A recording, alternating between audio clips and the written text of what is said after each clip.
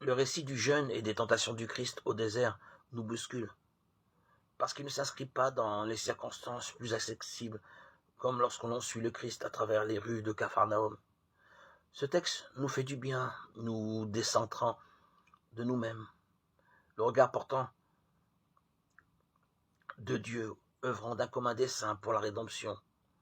La scène se situe après le baptême de Jésus et avant le début de la prédication dans une synagogue. Or, l'Esprit Saint est évoqué comme un fil conducteur reliant ces scènes. L'Esprit Saint descendu sur lui. Jésus, rempli d'Esprit Saint, revint du Jourdain et il fut conduit par l'Esprit au désert.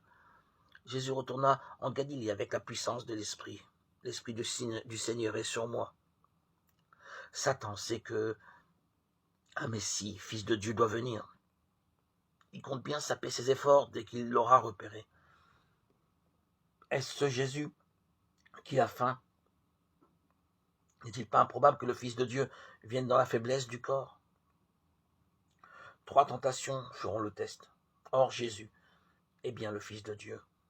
Dieu lui-même. La voix du Père s'est fait entendre lors du baptême.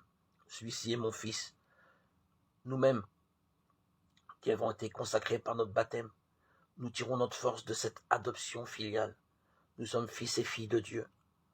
Nous irons avec le Christ vers la Pâque avec le renouvellement des promesses du baptême. Vivons notre journée dans la pensée magnifique que le Christ lui-même nous délivrera des zones d'esclavage dans nos cœurs et particulièrement par le recours à la parole de Dieu.